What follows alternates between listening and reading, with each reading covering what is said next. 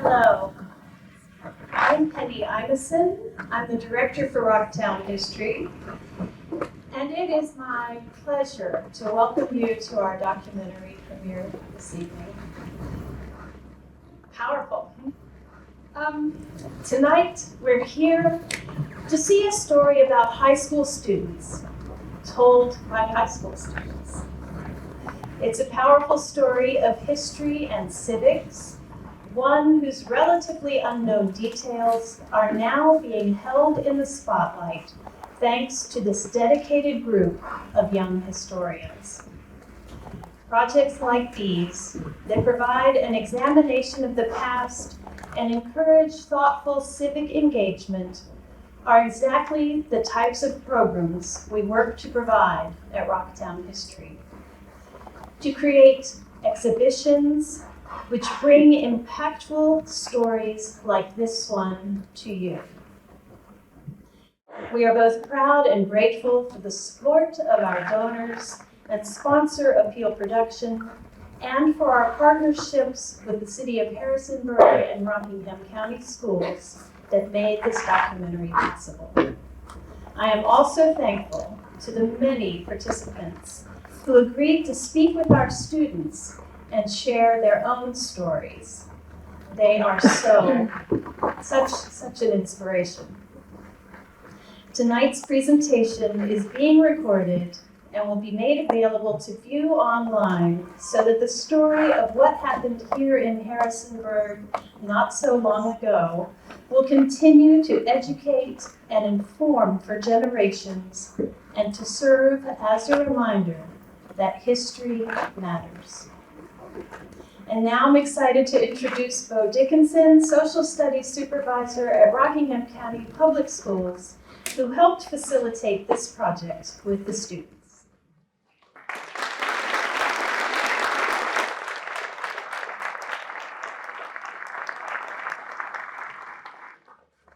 Well, thank you all. Thank you, Penny. Rockingham County Public Schools is so thankful to Rocktown History for these opportunities and for coordinating with so many sponsors in order to make this event possible, and also give this unique and powerful experience to our students. These students, these 5 students seated here on my left, have been able to tell a largely untold story, produce original work, actually publish something that someone else hasn't published before. Research a powerful local story that also ripples across the Commonwealth and to the nation to this day.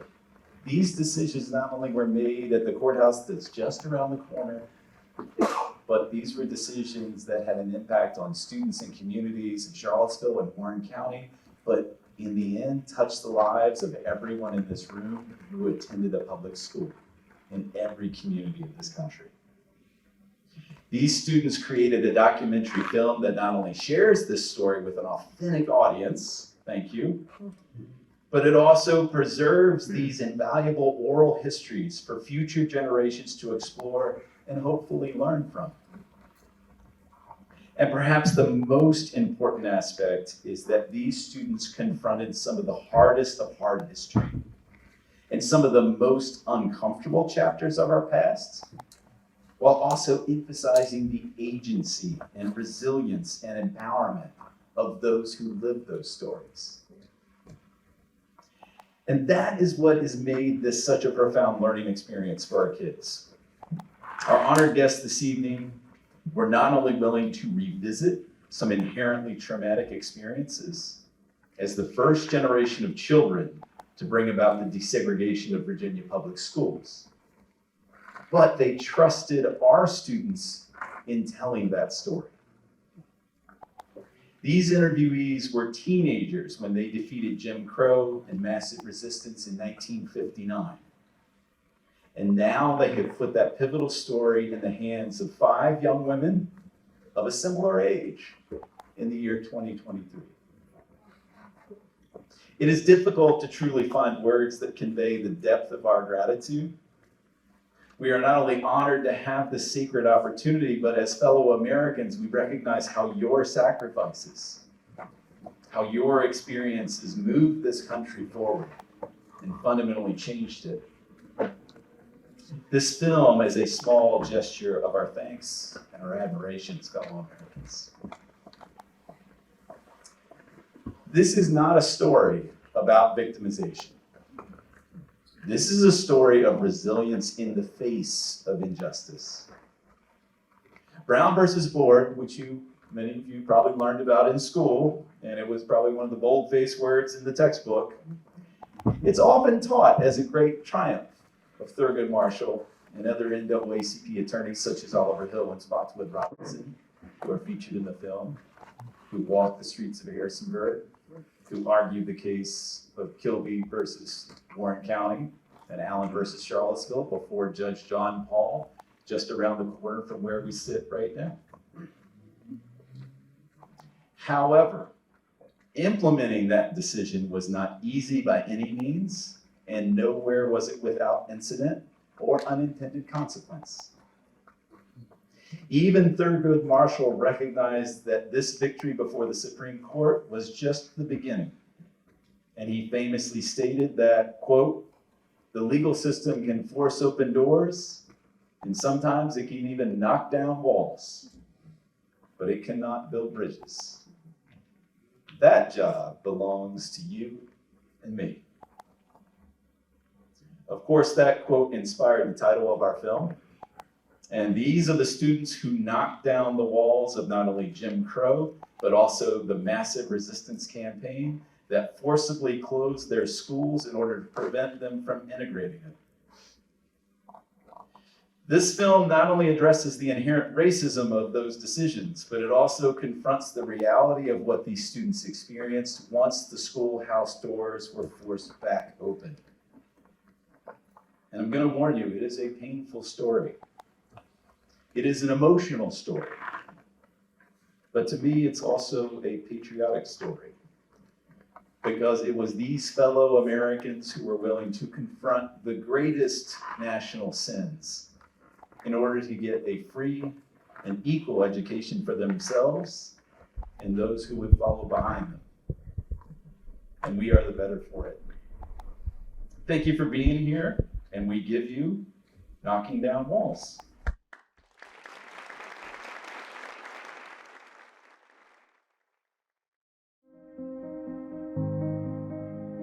We cannot reject the past, nor can we change the past.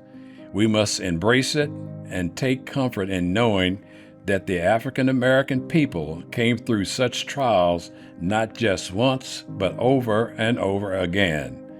Betty Kilby, lead plaintiff in the case of Kilby versus Warren County School Board.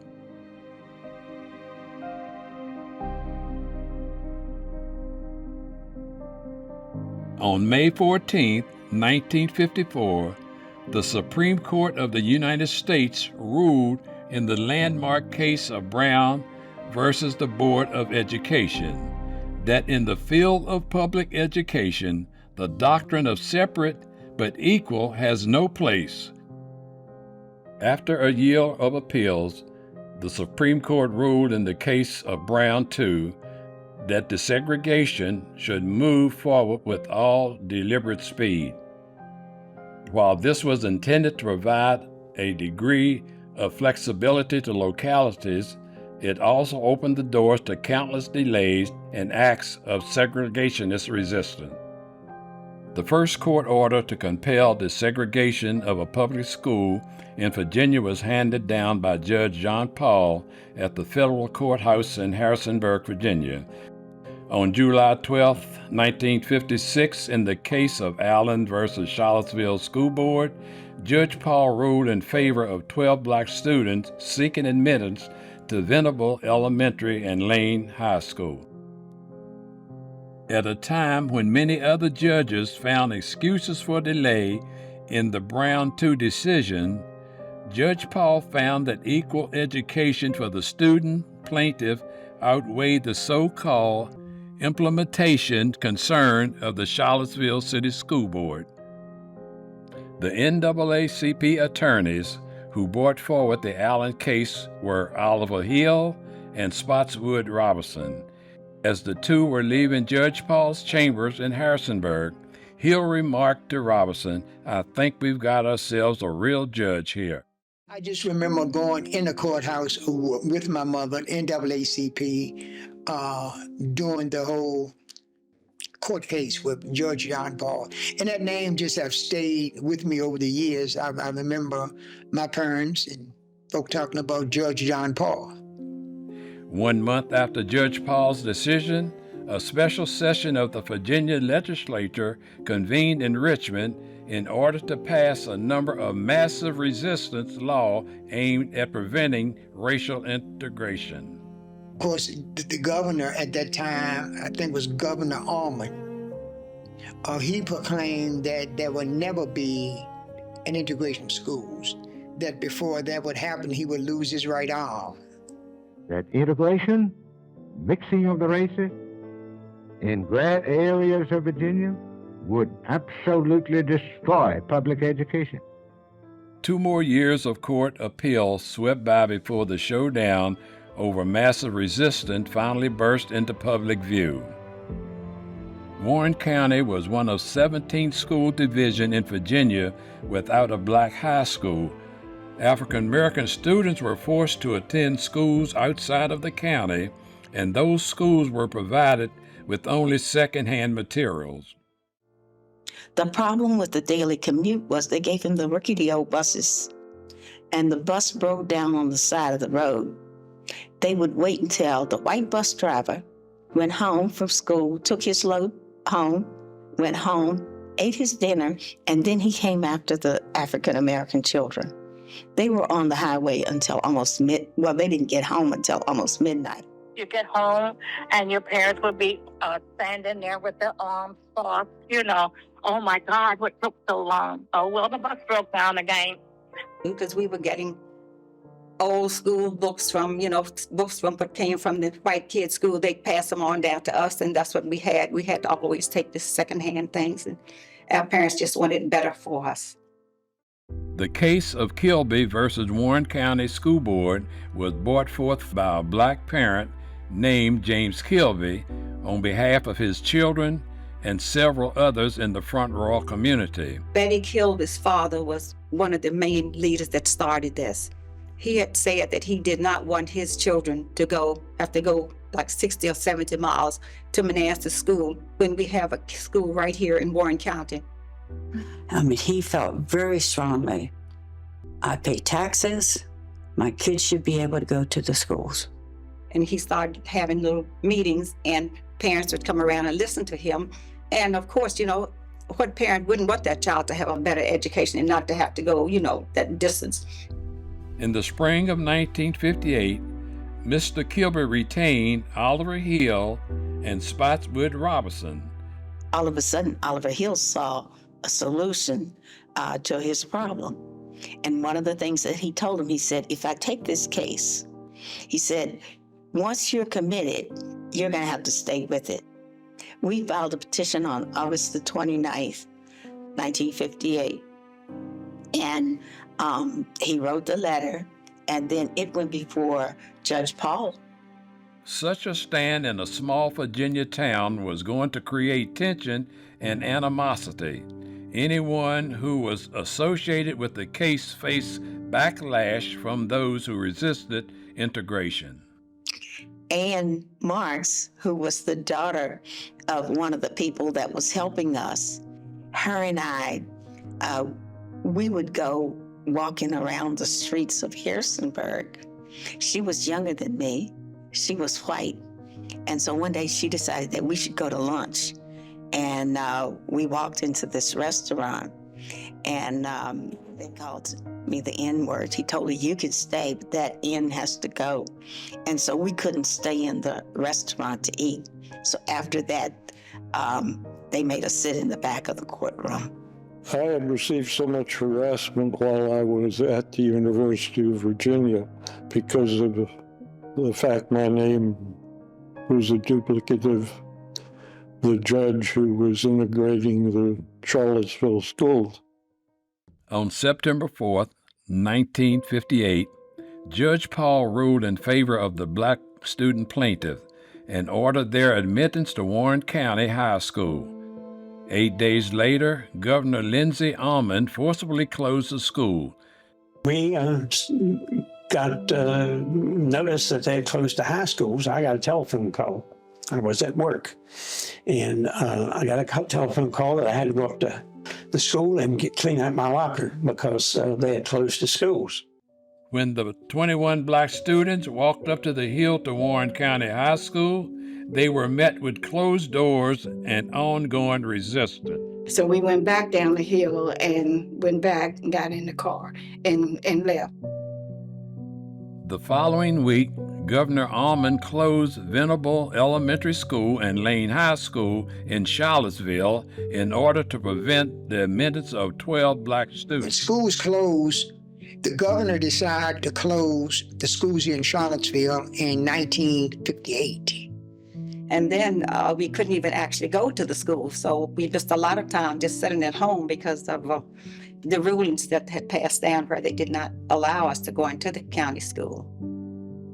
I had nightmares that I was running after the school bus, but the school bus didn't stop to pick me up. I got to the school building and I couldn't find my locker. And then I would wake up and no, I wasn't going to school. I had no school to go to. You know, we were only young children, did not know half of what was going on, but all we wanted was an education. Black churches and organizations such as the NAACP responded by finding alternate schools for the black students to attend, while Hill and Robinson fought against the school closures in the courts. Unlike their black counterparts, white families were able to use state tuition grants to form a private academy in Front Royal. They had built another school for the white kids. Bill, you're a senior in high school? Yes, sir. That's right. You attend the private school? Yes, sir, I do. You built Mosby Academy for them to attend school, whereas you could not build a high school even for the black students here. The school closures lingered on through the winter until the state Supreme Court and the Federal Court of Appeals issued simultaneous rulings declaring massive resistance to be unconstitutional. Finally, in February of 1959, Federal Judge John Paul ordered the reopening of Warren County High School. That this judge wasn't going to play games. He was going to abide by the law and enforce the law. And of course, when the decision came from Judge Paul, he felt that our feelings was that he had heard enough of the back and forth and just made the final decision to open the schools immediately. Hearing news of the latest ruling made attending a formerly all-white school a reality for black children. So, all of a sudden in my 12th grade year, the teacher spoke up and asked, "Is there anyone here that would like to go to Warren County High School?" And I'm thinking, oh, I don't have to be bused anymore. And I don't know what came over me. My hand just shot up like somebody would have had a string on the end of my arm. And she said that she had raised her hand because she did not want to be bused again. What kind of stupidness is this? I had a wonderful time on the bus. So when my mother came down one night and they said, okay, the Coleman girls and some of the other girls, you have to leave because your parents have signed a petition for you to go to Warren County High School, I was totally shocked. And you wouldn't know, I was scared because that was a whole different world for us. I was shocked because our parents, back in the day, your parents never asked you, did you want to go? So when I went to visit my cousin up to Bentonville, and she said, your name was in the paper, you're going to the white school. No, I'm not either. The next thing I know, well, we're going to school. We're going here. Warren County High School was forced to open its doors for the 21 black students on February 18, 1959. The night before that we were supposed to go to the school, I was standing at the kitchen sink and I was washing dishes when shots was fired at the house. And I woke to my mother slapping me on the face because she thought I had gotten shot. But the next morning when we got up, I told my mama that I was sick. And she told me that I just had butterflies in my stomach. And as soon as I got some of those pancakes was my favorite. And as soon as I got some of those pancakes, that I would be okay. Oh, that was a day and a half. You talk about the bad side of people coming out. It came out. Do you think your child's doing better in I think he is doing better. He's taking more interest, and I think he appreciates it more. And do you intend to keep them there? I absolutely do. They let us off at the foot of the hill and we had to walk past the crowd and up the hill to the school. And my brothers was in the car with me. And when we got out, this one white woman, she yelled, "We're gonna kill all you little niggas." And I was only 13 and I was scared. And then my brother Jimmy pushed me in the back. But I began to recite, "The Lord is my shepherd, I shall not want." And then I skipped down to, "Yea, though I walk through the valley of the shadow of death."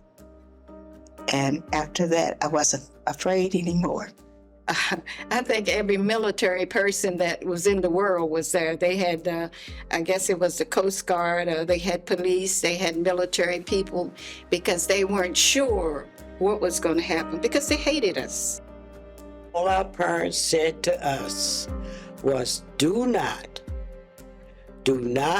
look back, keep walking, don't turn around.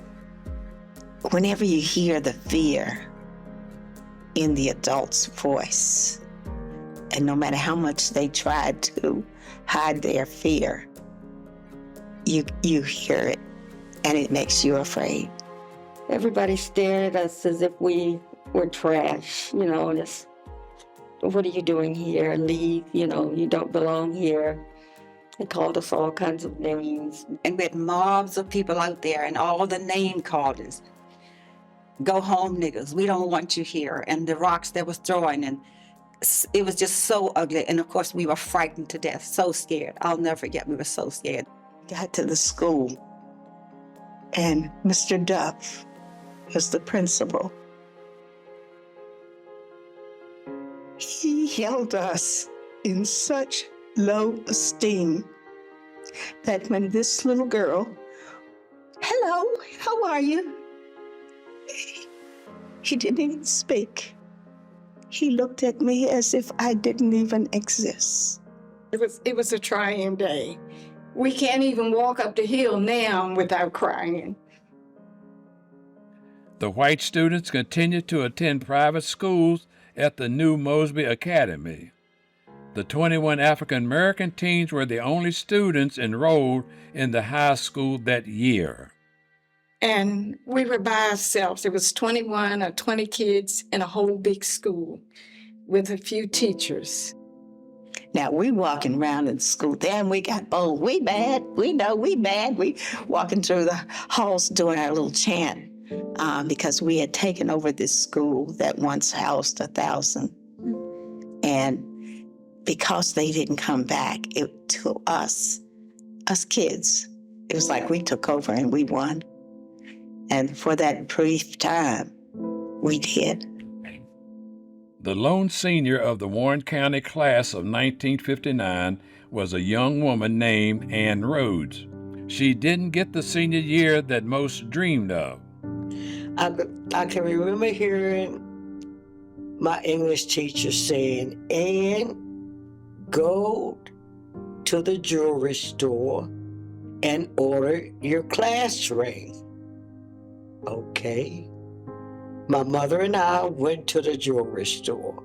We ordered my class ring, which was Warren County High School, 1959. Okay. I was to get my diploma, which says Ann Rhodes, Warren County High School, 1959. So when my class ring came in, we went to pick it up. Went to the jewelry store. The jeweler would not let me have it because no other student would have gotten a class ring that said Warren County High School, 1959. That was the only one. So, in order for me to get a diploma, Warren County School Board said, "Oh no, you don't have enough credits." Now I've gone through school, I've had all of my credits, and all of a sudden, now I don't have enough. Not realizing that by me putting my hand up, saying that I wanted to go to Warren County High School so that I would not have to be bused for my final year of school, that I was going to miss out on so much. The following school year, a number of white students began to return to the public schools. Following year, that's when the fear really hit us. That's when we really got frightened. The 21 of us, we still remained together because we were all we had. One another, that was all we had. I get up in the morning and I said, oh, why do I have to go? Yeah, it was awful. Because, when you're if you're in an environment where everybody just look at you mean and say, we don't want you here, and say hateful things, how could you not, how could you like going to a place like that? It was awful. I remember going to class, in my English class and in my French class. Of course, I was the only Black person there in that one class. Can't remember which one it was. And all of the other students and the white kids came and they sit all in the back. And I was determined I wasn't going to sit in the back because that's usually, we've been told to sit in the back. So I sat right up in the front seat and all the white kids came and they went in the back. Nobody would sit near me. But it was okay. I survived that.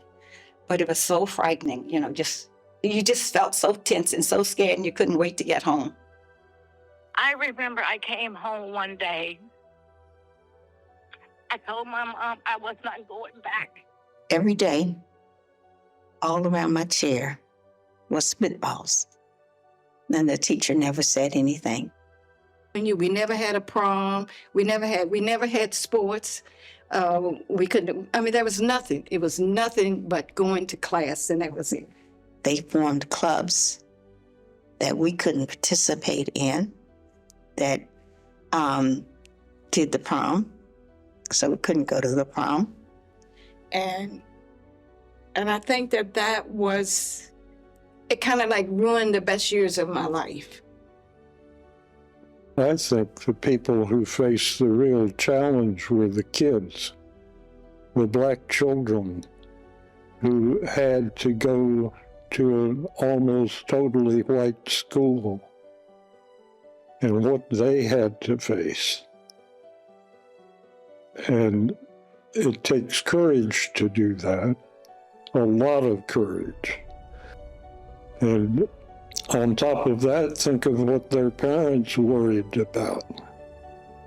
My little girl or my young son is going into a building where he may not be wanted and may be hurt. I would think as a parent, I would be concerned, highly anxious. As many of the original plaintiffs graduated, life became even more challenging for the remaining few. By the time I got to my senior year, it was only 5 of us left. 5 Black children in a school of about 800 to 900 students. I just made up my mind that if that was going to be the year I died, it would be the year I died. And death would have been more humane than to constantly have to watch your back and wonder what was going to happen to you. That was the biggest mistake of my life, because that's when I got raped. And of all the things that had happened to me, that was the only one that just took the life and breath out of me. And it was so hard for me to recover from that. And I wasn't eating, I wasn't sleeping, and I ended up in the hospital. The faith, agency, and resilience of the Black students in Warren County and Charlottesville provided them with the strength to keep going in spite of the resistance and discrimination they were forced to confront. And one day, this little girl, she looked at me and I was doing this as I was walking down the hall. And she looked at me and she wanted to know what I was doing. And at that point, I was being taunted. So I told her God was holding my hands. And she called me a stupid girl. And, just keep your distance, be respectful and keep going. That's what my mother would say to us. Deserve to be there just as well. She would say things like that, just as well as the white kids. This is your school here. This is your county. And she would tell us we had to get up and go. People would always accuse me of smiling a lot. So I think maybe a smile, and even today, sort of maybe offsets some of the negativity. But I would talk to God so that I could have God's protection. And they had taught us, if God be for you, then you've got the big man upstairs watching over you. I tried. When I was there, I tried. I held my hair as much as I could, and I did. And even though it hurt so bad, you'd swallow and hold your head up, but it hurt. It's very scary. You just hated being there. And I don't understand how soldiers feel. It is a battle. And so you go back every day, whether you want to or not. Many years passed before Warren County acknowledged the accomplishments of the only senior in the class of 1959. And the only way that I got it, my high school diploma, was 19 years later. The Black students at the forefront of school desegregation paid an enormous price. As the children grew, so did their understanding of the necessity of such a sacrifice. I can say that the one good thing out of all of it is my children. They did not have to go through what I had to go through. That is the one reason, I guess, behind all of it. That is the reason that I held my hand up, that I wanted to go to Warren County High School. I'm so glad that we did have that opportunity to do that, because that was the, real reason behind it, so that other kids, could go to the school and have the opportunity that we didn't have. So yes, I do. I'm very proud that we did that. Even though it was hard, I'm glad we did it. And my grandkids asked me, now, how do you feel? How did you feel going to that school? I said, Josh, or one of the kids, who would ask me, one of the kids, I said, oh, don't worry, you will never experience that in life.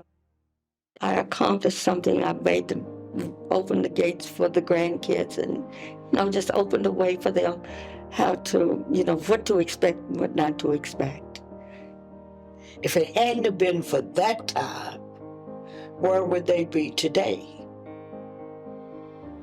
Their powerful legacy continues into the world we inherit as we attempt to reconcile this difficult past and seek to further heal hearts and minds in building a better future. I think it should not be forgotten. The situation has made all of us very, very strong. I don't have any ill feelings at all. about, what had happened back then.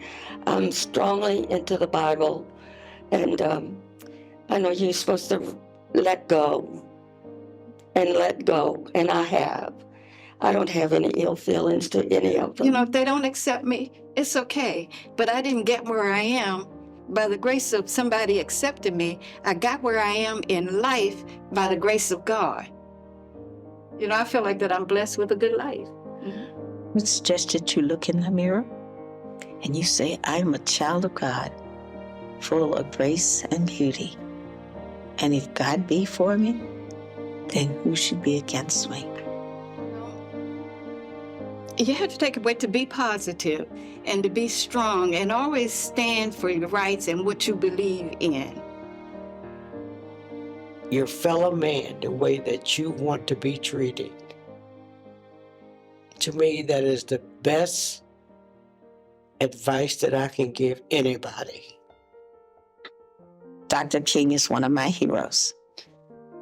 Dr. King also talked about the beloved community. It's a just and equal society where we have love for one another. And it would be simply learn all you can and be kind. These courageous students were willing to stand alongside daring attorneys who sought justice before principled judges within the courtroom of democracy. We tend to talk about the lawyers and how great they were, or we talk about a judge and how great his decision was. But no, I still think it's the children that were the real heroes. The legal system can force open doors and sometimes even knock down walls, but it cannot build bridges. That job belongs to you and me. We shall not be moved. We shall not be moved like a tree that's planted by the water. We shall not be moved. We shall not be moved.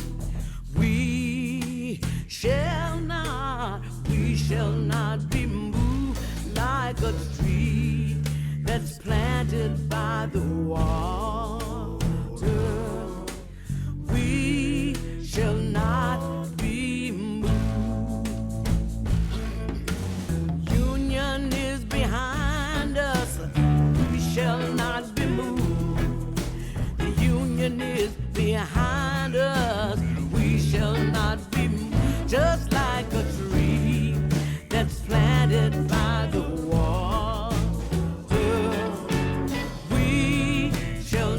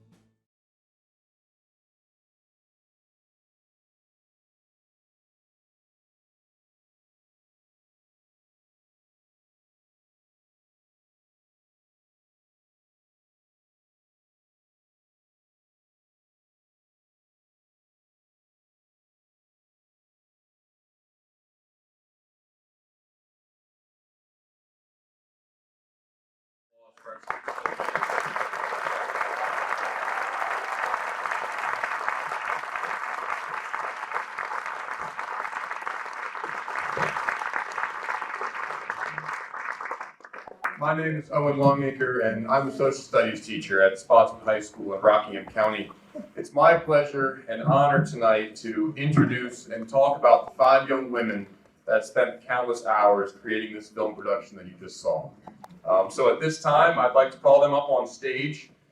Cherith Bradshaw, Pria, Elizabeth Kidd, Miriam, Loucks, and Syptak.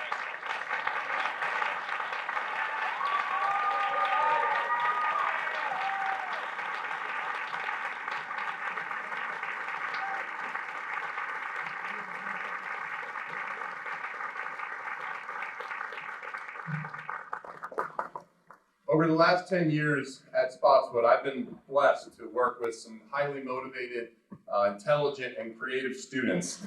But I must admit that this group in front of me has really raised the bar.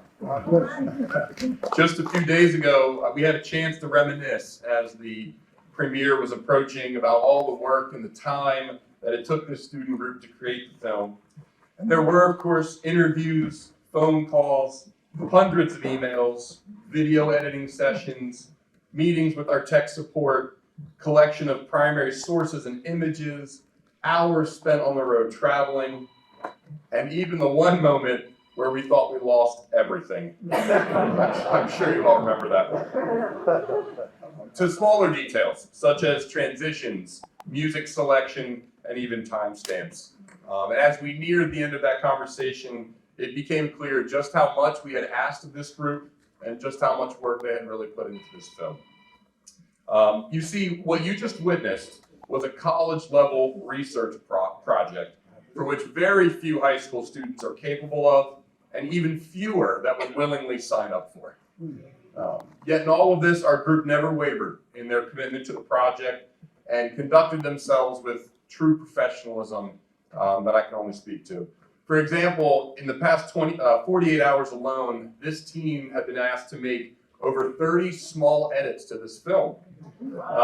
And rather than getting frustrated or content with what they already had, they simply replied, "Okay, we'll get it done."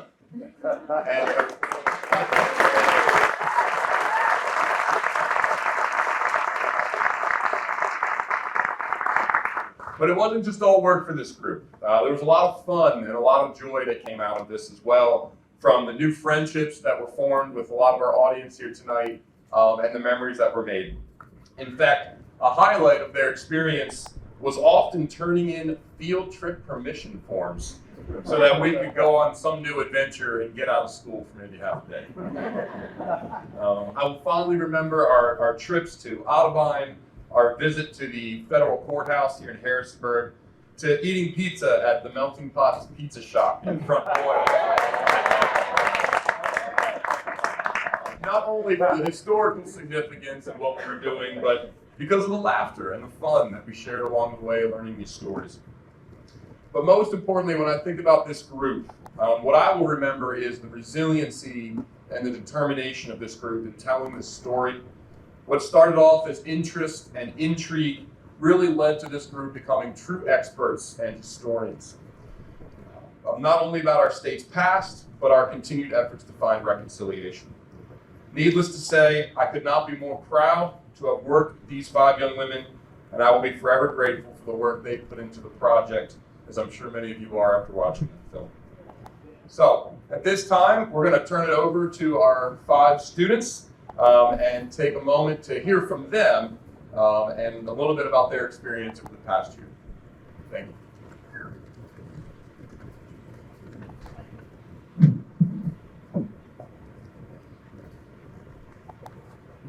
Good evening, everyone. My name is Pria.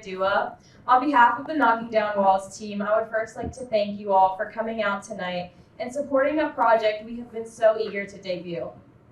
I want to take a few minutes to share and reflect on our experiences. Our team set out on this journey just over a year ago. It was on May 19th of last year that the 5 of us walked into our first project meeting, at the time chatting about prom, the upcoming weekend, and our summer break plans, not knowing much about the project we were taking on. Coming in with slightly different backgrounds and interests, we all had the same goal of gaining new knowledge and experiences through this student-led project. Little did we know just how far beyond these expectations our project would take us. We began doing basic research and brainstorming over the course of last summer, occasionally taking notes and pictures. It wasn't until our first few interviews, however, that we discovered that the history we had learned from textbooks and online didn't even begin to break the surface. We realized then not only the duty, but the opportunity we had to share the stories that we had been trusted with. With every interview we conducted and article we read came a sense of deep personal connections and appreciation for the history that was made right here in our hometown. The impact of our final product is immeasurable, but I now want to hand it over to my teammates to talk more about the journey and processes that got us here. Hello, I'm Cherith. Thank you so much for coming out. I'll talk a little bit about the interview process and how the team gathered the interview footage. The first conversation we had was last summer with Mr. Paul. This was an informal interview. We left with many questions, but we were also motivated to research further and find the answers. Last fall, Miss Betty Kilby Fisher Baldwin was kind enough to meet with us over Zoom. Mrs. Baldwin pointed us to her book, Wit, Will, and Walls, which was an enormous help in understanding the timeline of events, as well as some of the personal trials she went through. She also gave us a list of people that might be interested in talking with us. From there, the interviews took off. As a team, we took a day trip to Front Royal to interview 4 of the Warren County students that you saw in the film. For me, this was certainly one of the most memorable days of the project. We enjoyed seeing the former classmates interact and share stories they had never said aloud. On the drive home, we reflected on the touching and emotional memories that were shared. To anyone we interviewed, we deeply appreciate your vulnerability in sharing your experiences with us. We are grateful for each of you that gave up her time to let us in on a small part of your lives. Thank you for entrusting us with your stories. I speak for the team when I say conducting the interviews was easily our favorite part of the project.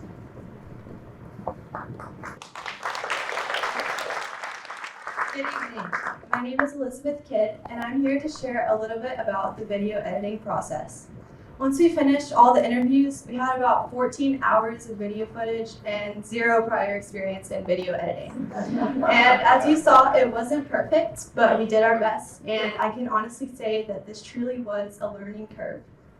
And along the way, we had a lot of fun. We got to experiment with various websites, using the strength of each to produce the best products that we could. We put a lot of pressure on ourselves, not just because we're perfectionistic, but also because we wanted to convey the same emotions that we initially felt when hearing the interviews. Each interview's lessons and implications have resonated with us long afterwards, and we hope that this film will do the same. Additionally, as you can imagine, cutting down 14 hours of video footage to a 30-minute film was a difficult process. We saw all aspects of the interviews as valuable, but obviously we couldn't fit it all in. The clips in the film are just a small part of the impactful life stories these individuals have to share, and I encourage you all to ask questions and reach out to the interviewees during the panel to follow. I appreciate your time, and I will now invite Nicole to share more about our takeaways from this project.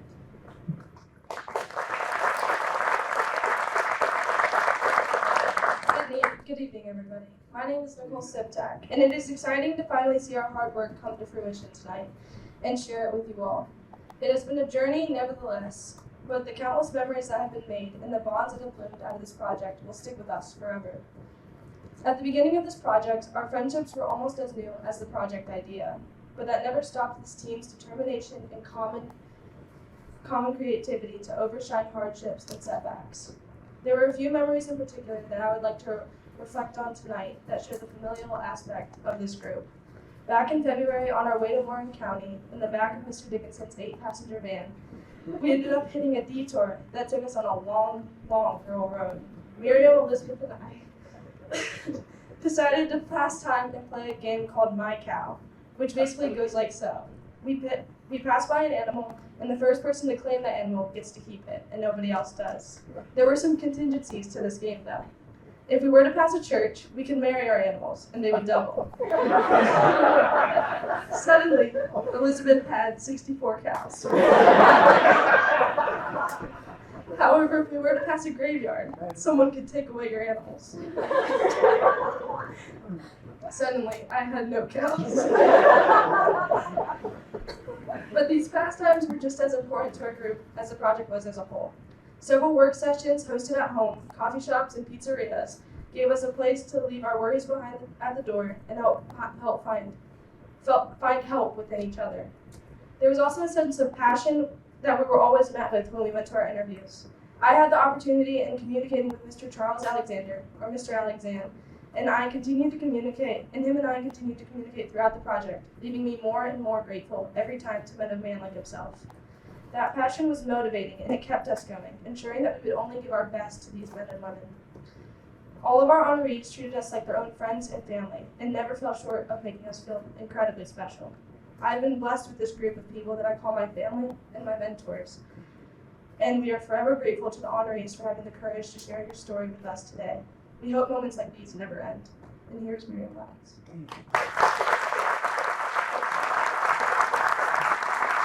Hi, my name is Miriam Loucks, and thank you all for coming to tonight's premiere. On behalf of all 5 of us, I would like to thank our mentors, Mr. Longacre and Mr. Dickenson.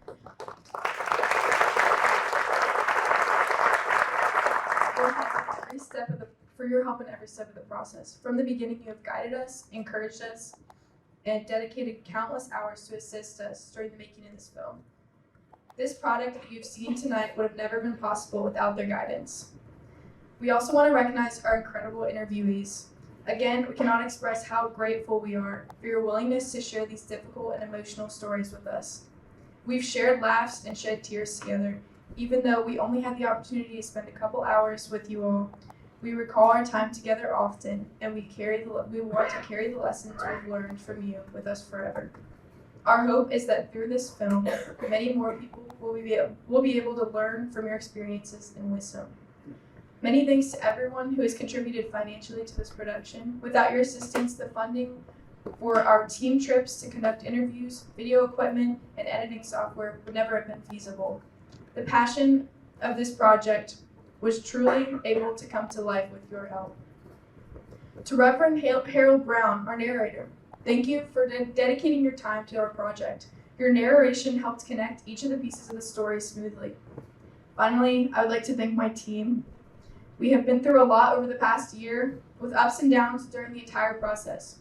From our first interest meetings last May, to our 2022 summer meetings, to countless hours of team research, to conducting interviews, to finally editing and polishing the final film, you all have never failed to meet the expectations of everyone and always find ways for everyone to communicate and collaborate to make this entire project possible. I'm honored to call you all my friends. I love you guys.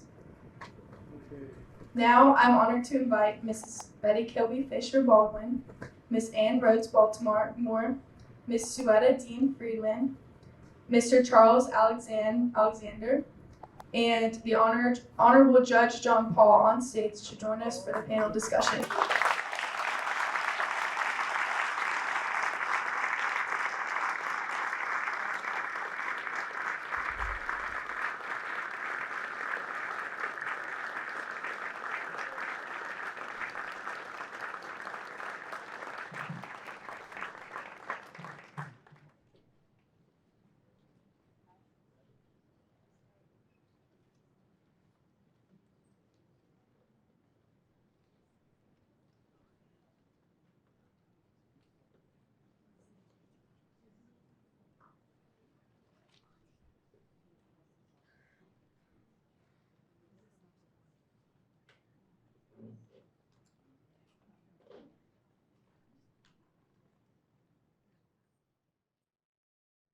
Right.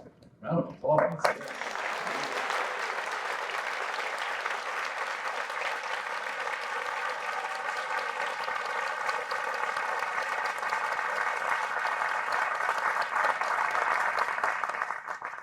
This is unlike any history lesson a student could possibly ask for, so we thank you for your willingness to share those stories and to trust us with the duty, sacred duty, to tell it and share it with the rest of the world.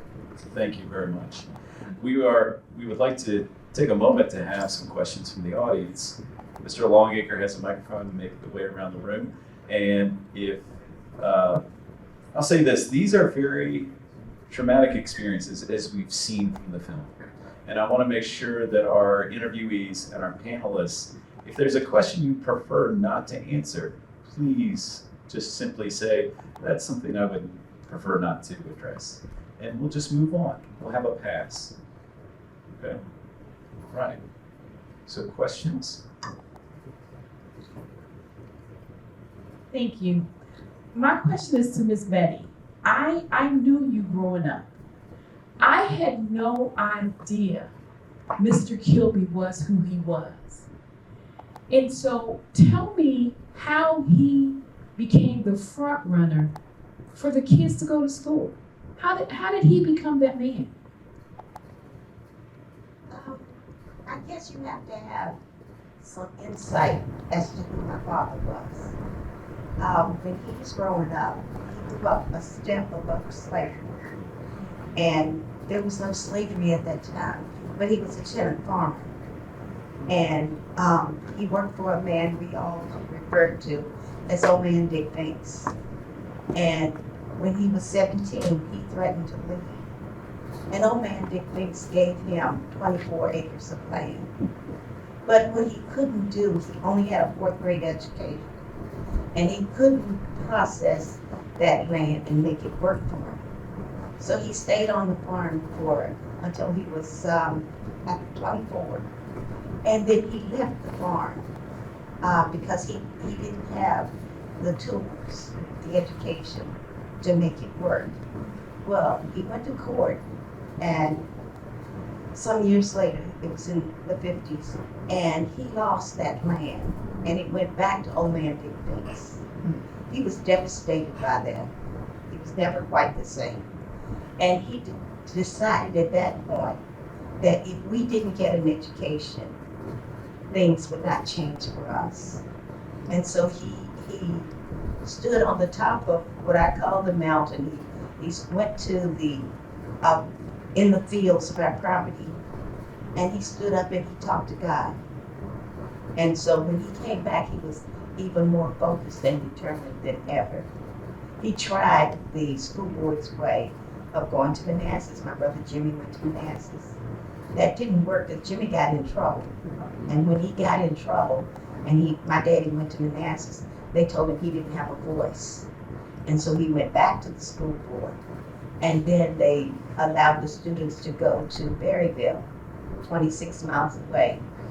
My brother said to walk from our house a half a mile to the railroad crossing to meet the bus to go to Berryville. And when that bus broke down and the kids were left on the side of the road, he decided no more. Reverend Frank worked at the school in Berryville, and he told them about Brown versus the Board of Education because he was involved with the PTA when we were all in elementary school. And when he learned about Brown versus the Board of Education, he knew that he had a way of not sending me and my brothers continue to send us to Berryville. And that's when he got the idea to go to Richmond. And not only did my dad go to Richmond, your grandfather went to Richmond with him. And Mr. Sam Fletcher from Happy Creek went to Richmond with him. A gang of people from all of your parents were represented. Went to Richmond to talk to Oliver W. Hill. And that's when Oliver W. Hill realized that in Warren County, we didn't have a high school. And because we didn't have a high school, there was no basis for separate but equal. And so that became the turning point. But it was not just my father. It was your grandfather. And representing Miss Annie Rhodes. Everyone represented that was part of the student contingency was a part of that delegation that went to Richmond to talk to Oliver Hill. Well, thank God for Mr. Kilby, and you guys are the original game changers.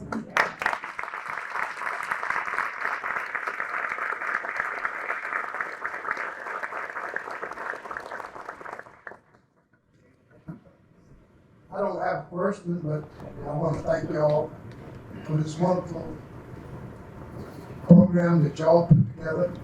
Them students, y'all are amazing.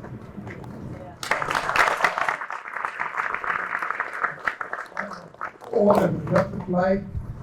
And I hope God bless y'all to just go on and just do anything that you want to do.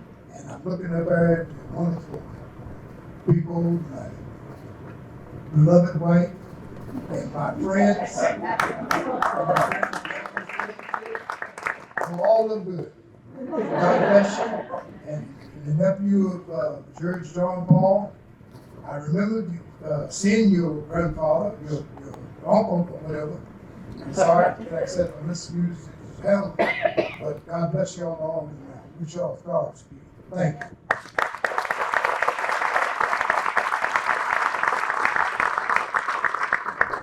We're making our way over to a question in the corner. While we do, I'll share an anecdote since that we're the Baltimore family, Mr. Baltimore.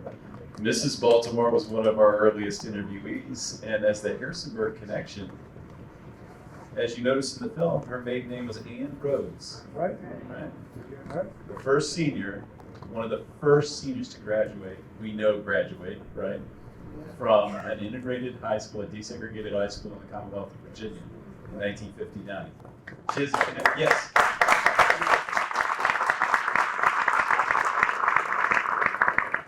We were speaking on the phone, and she said, I know the Harrisonburg community. My uncle's from Harrisonburg. I said, well, who's your uncle? She said, Elin Rhodes. As many of you know, first African American city councilman.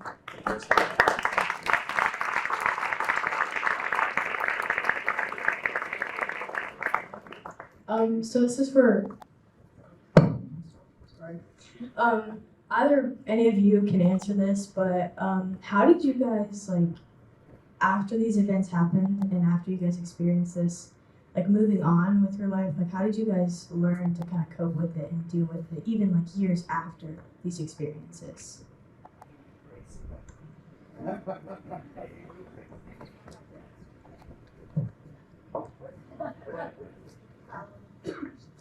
I graduated, I was totally unprepared for life. I graduated, I went to DC. I think I might have worked 2 days to take care of a senior citizen.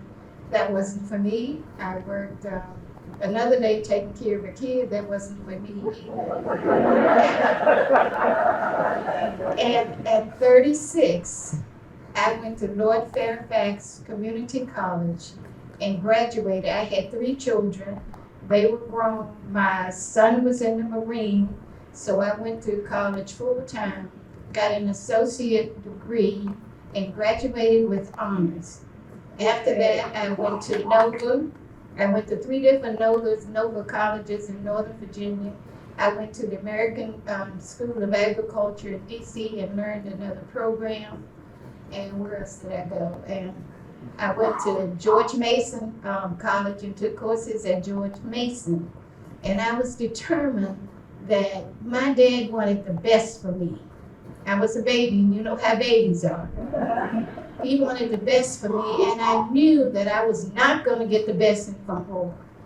So I went to the Employment Commission in Fairfax, and I got a job there, a temporary job as an accountant assistant.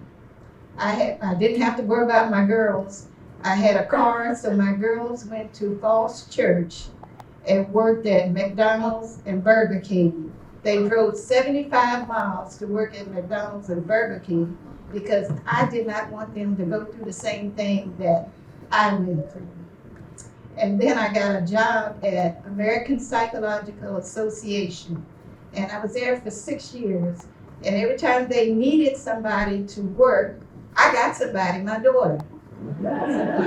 Both of my daughters, Juanita stayed there for 6 years, Lorraine stayed there for 1 year. And then I went from there to the Department of Taxation. I left Department of Taxation and went to the Employment Commission. I left the Employment Commission, went back to the taxation as an auditor. I audited over $500,000 books, and I ended up retiring from there. But I was determined that my girls deserved better than trying to go and work for somebody who didn't want them. They had a stigma against me, Every place I applied, I never got the job. So I figured I had to have the education to get this job. And I went back years later to build a house. I had needed to get a money order. And the lady that worked at the bank, she said, you were really serious about a job. Well, I had 3 kids. I needed a job.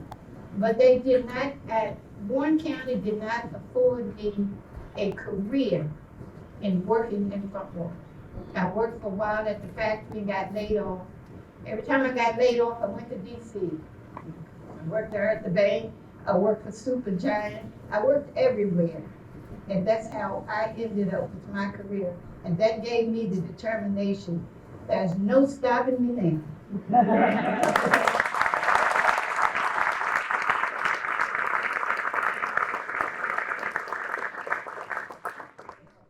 Well, with me, yeah, one more.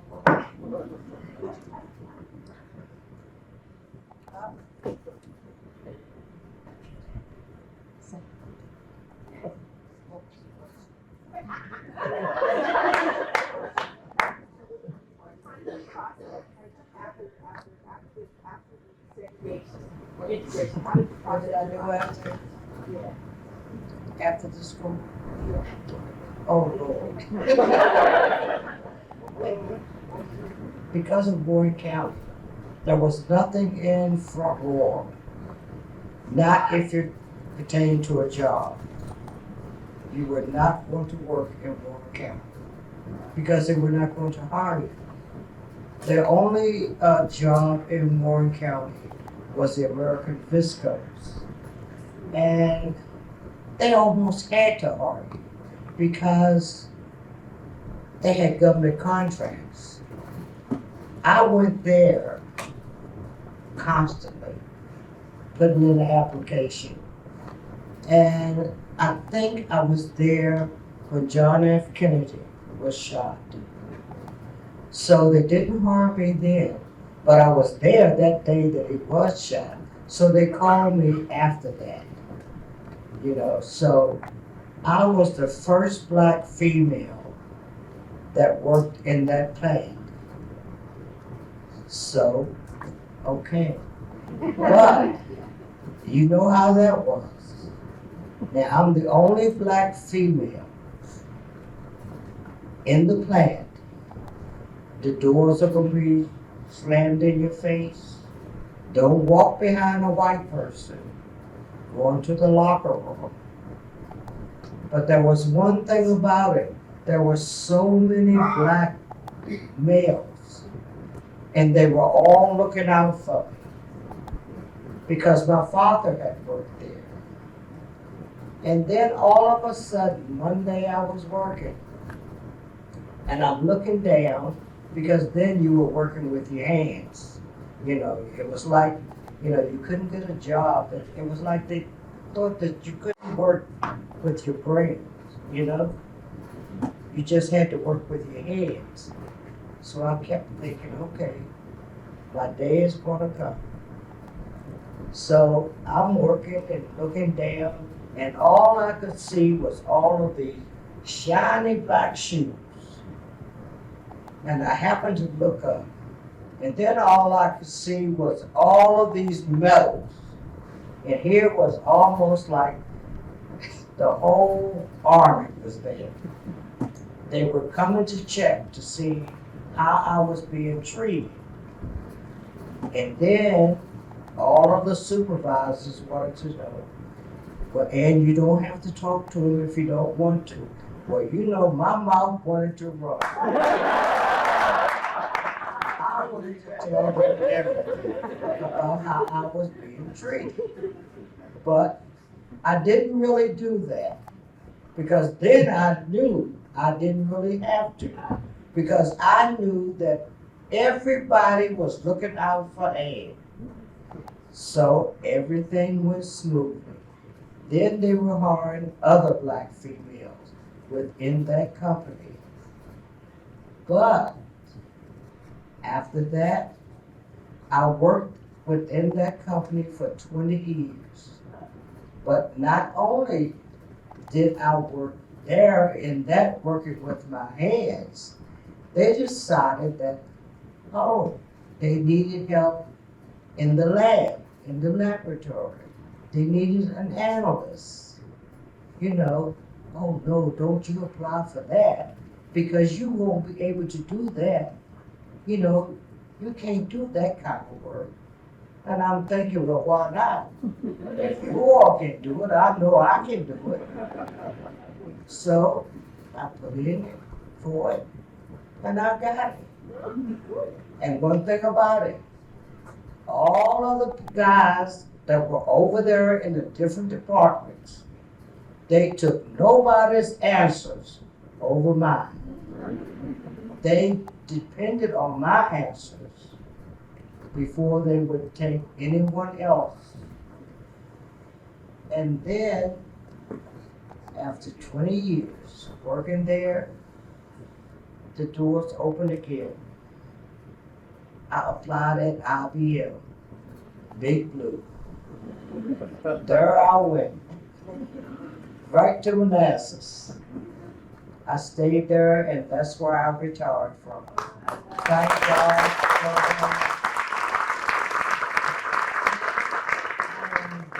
Thankful that I did. I have 3 sons, 2 grandchildren, a granddaughter, a grandson. I am thankful. I am so glad that, you know, that hand went up that day. I wasn't at that time because I missed out on so much. Yes, I got my diploma 19 years later. I got my class ring 3 years after that because another juror, he said, I will get your class ring for you. And I have it on today.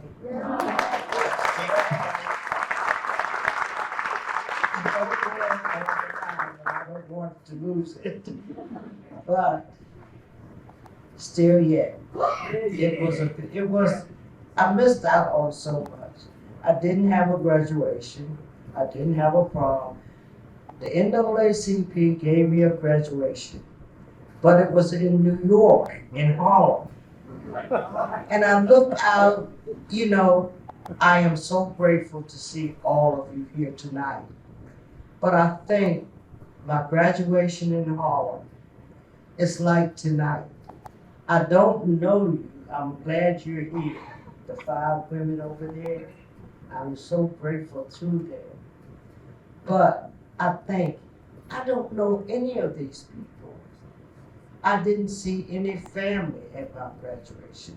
No one but my mother. There was Thurgood Marshall. There was Jackie Robinson.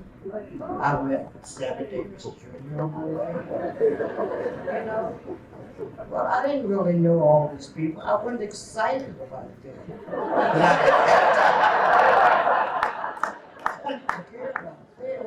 I wanted family. I wanted a graduation. You know, someone that I knew that I did not have. But I guess that was the price that I had to pay for doing that. Because I did not want to ride the school bus any longer. And it took me, I went to 5 different schools just to get out of the 12th grade, which would have been 5 years to get out of high school. But I had 5 schools just for 1 year. So here I am.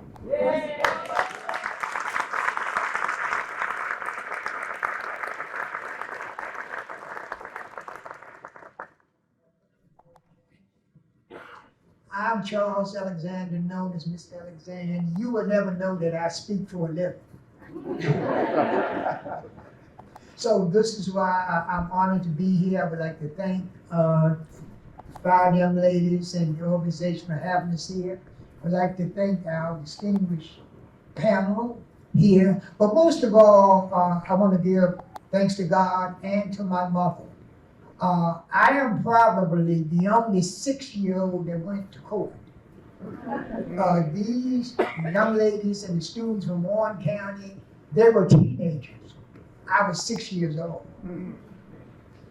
And my mother, although Judge Paul mentioned in terms of us being the heroes, the real heroes to me was our parents. At least was my parents. What did I know at 6 years old? What did I know at 16 years old? Mama told me what school to go to, and that's the school that I went to. And I must say, even the lessons that I got from my family still exist today. As you notice, I closed my mouth. I've let these lovely ladies speak to this gentleman. I helped my buddy here up on stage. And over the years, I have told audiences across the country, that white school, Venable, did not make, shape, or mold me. My grandmama, my mama, and my grandmother, I had values. I had character before I went up the steps at that white school. And I'm here today on behalf of the 11 other students and their parents. My mother is the only surviving parent of the Charlottesville 12. And I encourage you, when you get a chance, Google in Charlottesville 12 so you can hear the stories of some of the other students in Charlottesville. In the documentary, I was the only one speaking. Other students are spread around the country. I can tell you a couple experiences in school. I had a favorite teacher. Her name was Mrs. Miller, and she was a white teacher. And she was like my extended grandmother. And she would leave little notes in my backpack I found out years later to tell my mother the type of day I would have at Beau Elementary School. Also, I got into a little tussle. I was name called even in the second grade, called Blackie and what have you. And Miss Miller, the white teacher, stood up and told the class, when you remove the top layer, we all the same. Yeah. The two little white boys went home and told their daddy. Their daddy came to Venable Elementary School looking for a little 7-year-old black boy. Who stood at the door? Mrs. Miller. And said, "You are not coming in this classroom." So those are just a few of the little experiences. When I left Venable, I went to middle school, and I went to the high school, and things sort of turned. Then I became what was called a black militant.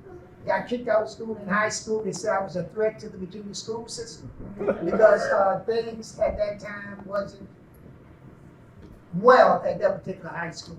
But I went on to go to college. For 40 years, I've been speaking around the country, moving around the country, inspiring young people. And as I told the 5 ladies from the school, and as I tell students today, we may be trailblazers and history makers, but our job is for particularly you young people, for you to become trailblazers and history makers. And by the way, the elementary school that I went to, Venable Elementary, this fall, it will be called Trailblazers Elementary. In honor of the Charlottesville 12.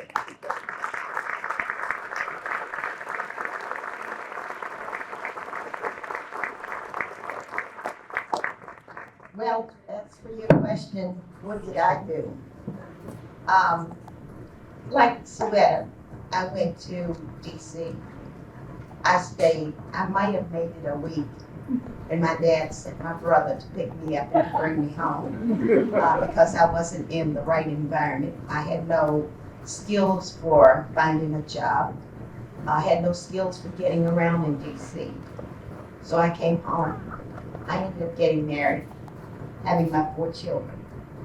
When my 4 children were all in school, I went back to take back what the devil stole from me. And I enrolled myself at Shenandoah University to take 5 classes and get a certificate. And what I realized was that I was not dumb. I barely made it through high school. My grades wouldn't get me into any college. And yet, I got into Shenandoah And I kept waiting for somebody to come and say, you can't be here because you have not made the grade. But they kept me. I went through my first class. I met a young man who worked at Rubbermaid. And he told me, he said, I work at Rubbermaid. And he said, and Rubbermaid pays for my education. So I listened. And then he got me an interview and I went to Rubbermaid. And I realized that I needed to go back to a junior college rather than to take on this 4-year university that was very expensive. So I went back to North Fairfax. I got my associate's degree. And each time that I got a degree, I applied for another job. I bet that I applied for more jobs at Rubbermaid than anybody that ever worked at Rubbermaid. And I got turned down more times than anybody who had ever worked at Rubbermaid. But what Rubbermaid did was, if I made a C in a class, they paid for it. So they paid for just about all of my associate's degree. They did not allow me to work at a project that would allow me to use my job for extra credits. But that was okay because they paid for everything that I needed. And then one year I took golf. And Mr. Baker, the personnel manager, called me into the office and he said, well, you know, we don't pay for golf. I said, well, when you pay for this, this, and this, I'm going full time. And so you don't have to worry about paying for golf because you've already paid for it when you paid for the other classes. And I climbed the corporate ladder at Rubbermaid.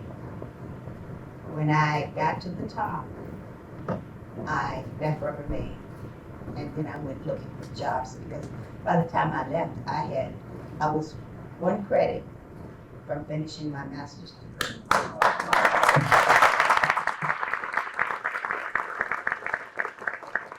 So, working at Rubbermaid, I got my associate's degree, I got my bachelor's degree, and I got my master's degree. And then I had a lot of experience to carry with me when I left. And so I walked out of there thanking them for all that they had done for me. And that was where I went, and I ended up at American Airlines. And I loved the system that they had at American Airlines where I could look on the computer, find jobs and apply for them. But when we hit the Twin Towers, I got laid off. And when I got laid off, I knew that it was time to write my story, and that I used my severance pay to pay for publishing my book. And that's when I wrote Really Nice.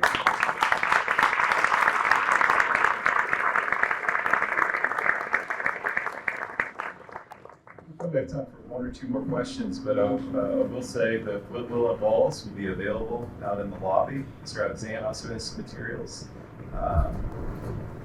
There's so much that got left on the cutting room floor in making this, and that it's becoming evident in these anecdotes that are coming out from Mr. Alexander's teacher and the powerful story that is there of a teacher advocate, protecting children, to Judge Paul. Just we knew he had personal experiences to tell, but he would just randomly add things that we were unaware of, and we'd have to be, wait a minute, back up. He said, well, when I was at the March on Washington, or when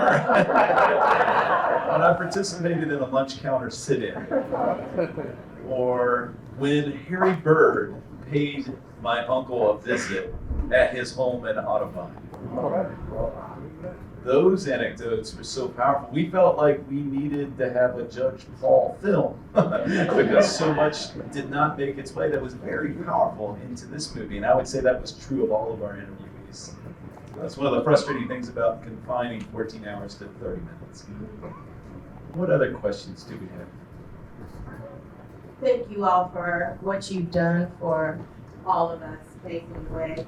I wanted to ask the Honorable Judge Paul, he made mention of it. Did we get any death threats, or how did it affect you in making the decision? The question, Judge, I'm sorry, the question was whether or not your uncle had received harassment, as well as did you receive harassment as a result? As far as I know, my uncle never received harassment. I never perceived any feeling by him of fear, or he knew what the newspaper said about him. They weren't very kind, and he knew what people were thinking were opposed to integration. But he didn't. I got hurt because I had to say, and I was going to school in Charlottesville at the time these cases were being made. And so students at UVA, and I was going to UVA, and students at UVA who heard my name would ask, "Are you related to that judge?" I'd say, "No." And then all hell would break loose. And sometimes fisticuffs occurred. And it was rather frequent, and faculty harassed also. Not in the physics department where I was a student, but there were, you think of academic professors as being liberal minded. Well, apparently they didn't like those professors that attacked me further. Didn't like integration. So I ended up withdrawing with all this harassment. I decided to go to law school and become a civil rights lawyer.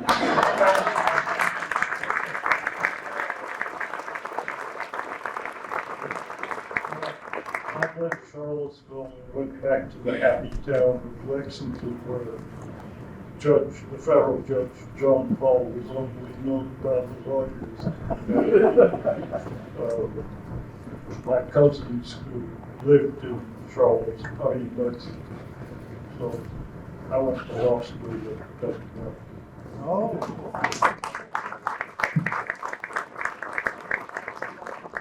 Time for perhaps one more question. I want to share one more anecdote because we interviewed Judge Paul twice, and it was a gradual stream of occasional things that would come out. And, it was much like there was one where I said, "But is there anything else that we failed to ask you about?" Like, well, there was that time that I met Dr. Martin Luther King.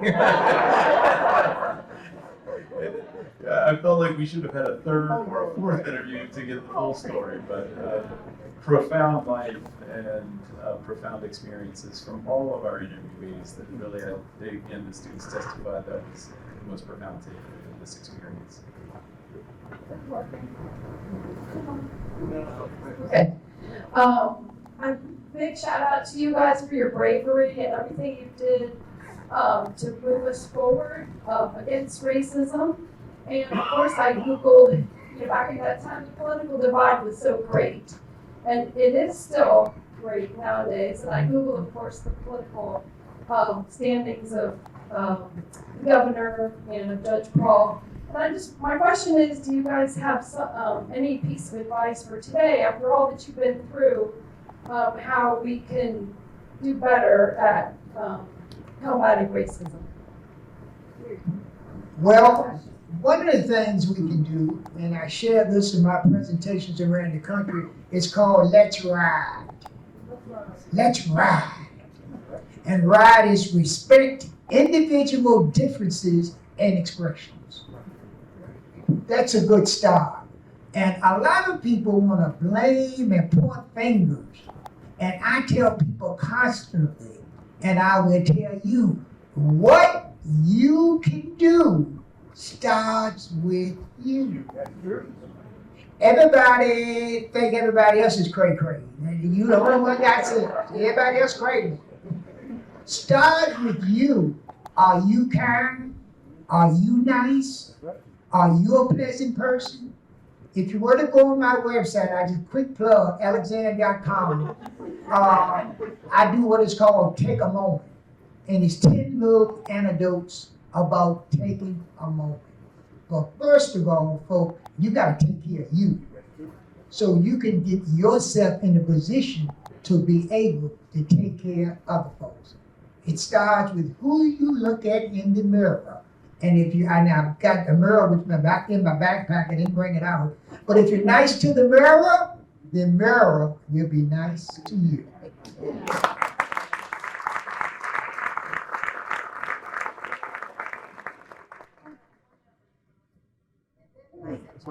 I just have one other comment, is that you need to get yourself prepared educational wise. While I was at home doing pretty much nothing, I brought lawsuits against so many businesses in Front Royal and got so many jobs. So you gotta keep working. You can't stop with you. People not gonna recognize, a lot of people didn't know what I did until about a month ago when I spoke at a church. I got 14 jobs at A&P. They offered me a part-time job and I didn't want a part-time job, but they hired 14 black. And I said, it's fine, because somebody got a job. The bank messed over my money. I called for an audit with the bank. I called DC with the main credit union for them to audit. And I'm working with the county now, because every time they send me a bill, but I got my documentation. I'm still fighting. I'm 78 years old and I still got some fighting.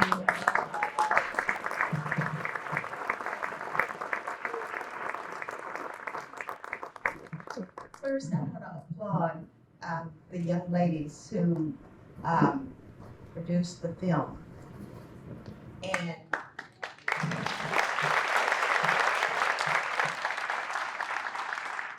these are young people to other young people. Now, when they take the whole education out of the schools, this kind of environment and the viewing of this film is what is going to educate our children and give them the whole story. So every time I'm asked, well, what do you think of what's happening in the schools, and they're taking this piece of education out? This is the type of arena that will keep this education going. So I applaud Mr. Dickenson and everyone who was involved in this project, because this is how we keep our education going.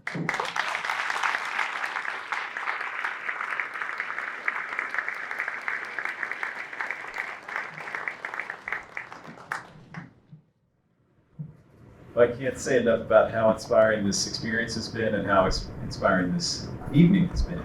Well, thank you all for coming out and joining us for this. I want to thank once again our panelists and our interviewees for sharing these stories, and especially our students for putting them together in such a masterful way. There are a few final announcements that we want to make, and that is that Mr. Alexander and Mrs. Kilby, Mrs. Betty Fisher Kilby Baldwin will be out in the main lobby as you exit. And if you'd like some time with fellowship with anyone involved in the project, we invite you to stay around. And we wish you a good evening. Thank you.